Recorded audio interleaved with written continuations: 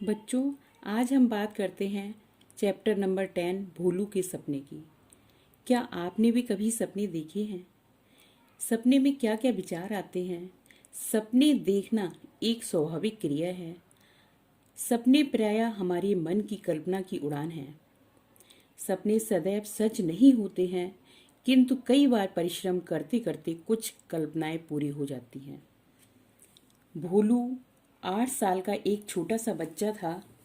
वह अपने माता पिता व भाई बहनों के साथ में समुद्र के किनारे एक छोटी सी झोपड़ी में रहता था।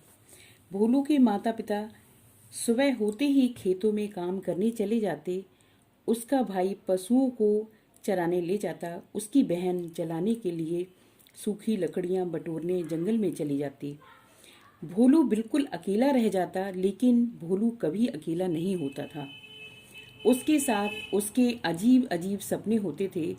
जब उसे उड़ते हुए पक्षी आकाश में दिखाई देते, तब वह कल्पना करता कि एक दिन वह भी उड़ने लगेगा। तालाब में किसी मछली को देखता तो सोचता किसी दिन वह भी पानी के अंदर जा करके मछलियों की तरह खेल सकेगा। और वह समुद्र में उठती हुई लहरों को देखता तो वह पार करने का सपना देखने लगता। शाम को जब पूरा परिवार पेड़ की ठंडक में बैठा होता था, तो आकाश की ओर ताकता रहता। चमकते हुए चांद को देखकर कहता कि एक दिन वह भी अपने चंदा मामा से मिलने अवश्य जाएगा। भोलू ने एक दिन अपने सपने अपने पिता को बताए। वे बोले, हम लोग उड़ नहीं सकते, हम पानी में के भीतर भी नहीं रह सकते।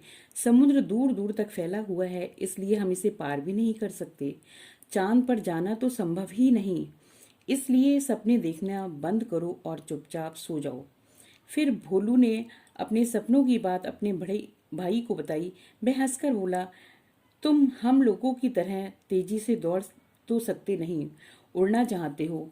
एक दिन भोलू के गांव में एक आदमी आया। उसके पास एक झूला था, उसमें कुछ किताबें थीं। उसने बताया वह अध्यापक है। उसने उसी पेड़ के नीचे अपना एक स्कूल खोल लिया, जिसके नीचे बैठ करके भोलू सपने देखा करता था। अध्यापक ने भोलू और अपने दूसरे बच्चों को बड़े प्यार से नई नई बातें बताई। उन्होंने बच्चों को पढ़ना, लिखना, चित्र बनाना, गाना सिखाया। वे उन्हें बहुत सी कहानियां भी सुनाते थे। भोलू को अध्यापक जी बहुत अच्छे लगे। भोलू ने उन्हें अपने सपनों की बात बताई। अध्यापक जी ने उसकी बात बहुत ध्यान से सुनी और कहा, भोलू, तुम सचमुच उड़ सकते हो, भले ही तुम्हारे पंख नहीं हैं। वायुयान में बैठकर तुम इतनी ऊंचाई तक जा सकते हो जहां तक पक्षी भी नहीं पहुंच सकते। तुम्हारे पास मछलियां जैसे डैने तो नहीं है, लेकिन तुम पनडुब्बी में बैठ करके पानी के अंदर जा सकते हो और तुम्हें लहरों से डर भी नहीं लगेगा। बेटा, एक दिन जब चांद पर पहुंचना एक सपना था, लेकिन आज मनुष्य के कदम चांद पर पड़ चुके हैं। किसी दिन तुम भी राकेश शर्मा की तरह अंतरिक्ष यात्री बन करके चांद को छू सकोगे। भोलू ने सब कुछ ध्यान से सुना और उसका मन उमंग से भर गया। बच्चों, ये पाठ आपको कैसा लगा और इस पाठ से हमें क्या शिक्षा मिलती है? परिश्रम से ही अपनी मनचाही मंजिल मिलती है। हमें अपने अपने सपने पूरे करने के लिए बहुत मेहनत करने की आवश्यकता है। सभी बच्चों के मन में कुछ ना कुछ सपने जरूर होंगे कि हम डॉक्टर बनेंगे या इंजीनियर। तो इसके लिए आपको परिश्रम की आवश्यकता है। धन्यवाद।